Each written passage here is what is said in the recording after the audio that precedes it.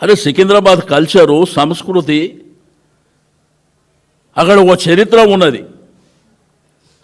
ఆ చరిత్రను నువ్వు మార్చేసి కొత్తగా ఏర్పడ్డటువంటి గ్రామాలకు నువ్వు పోవాలన్న పద్ధతిలో మీరు చేస్తే దీన్ని సమాజము మిమ్మల్ని అప్రిషియేట్ చేసే పరిస్థితి కాదు, మిమ్మల్ని పొందబెట్టే పరిస్థితి వస్తుంది, గుర్తుపెట్టుకోవాలి.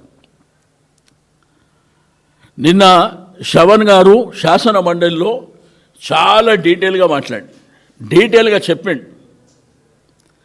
అసలు మీరు చేసే పద్ధతి కరెక్ట్ కాదని.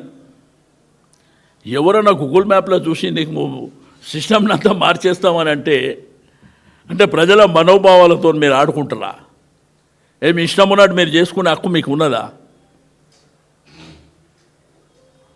అరే మేము రాచరిక పరిపాలన మాదిరి ఎప్పుడో చరిత్రలో పుస్తకాలు చదివినప్పుడు రాచరికం అంటే ఏ పద్ధతిలో ఉంటుందో ఆ పద్ధతిలో చేసుకుంటూ పోతామనే విధంగా మీరు ప్రవర్తిస్తే ఏం పద్ధతి అండి?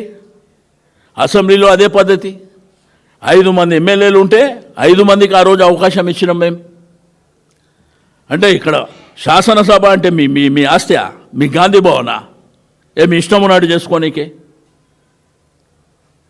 అది పద్ధతి లేదు.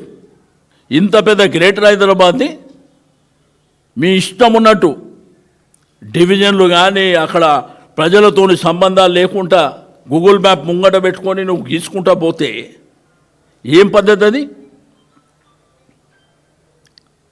మీ కమిషనర్లు, జోనల్ ఆఫీసులు, మీ వార్డ్ ఆఫీసులు అక్కడ పెట్టుకొని అక్కడ ఉన్నోళ్ళంట. ఇప్పుడు అమీర్పేట ఉంది, అమీర్పేటలో వార్డ్ ఆఫీస్ ఉన్నది, ఖైరతాబాద్లో జోనల్ ఆఫీస్ ఉంది. అక్కడ ఉండంటే శంషాబాద్కు పోవాలంట.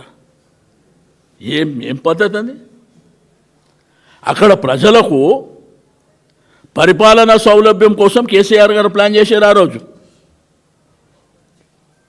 మేము కూడా ఆ రోజుల్లో 150 డివిజన్లు చేసినప్పుడు ప్రజల్ని కన్సల్ట్ చేసినాం, ప్రజాప్రతినిధులను కన్సల్ట్ చేసినాం, అధికారులను కన్సల్ట్ చేసినాం.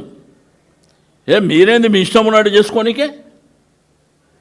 కాబట్టి సికింద్రాబాద్ ప్రజల్లో యాక్సెప్ట్ చేసే ప్రసక్తే లేదు.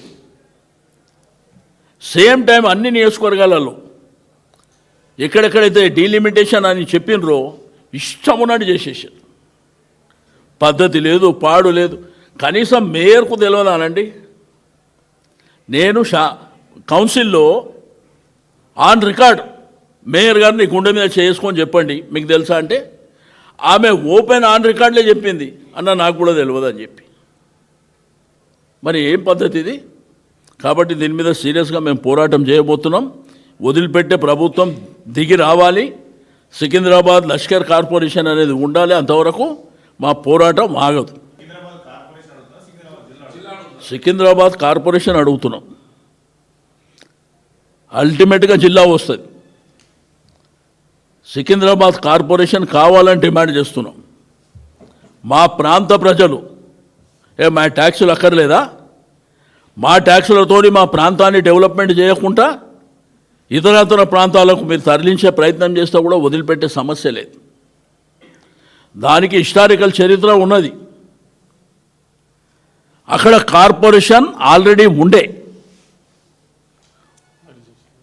ఉన్నదే హైదరాబాద్కు మెర్జ్ అయింది.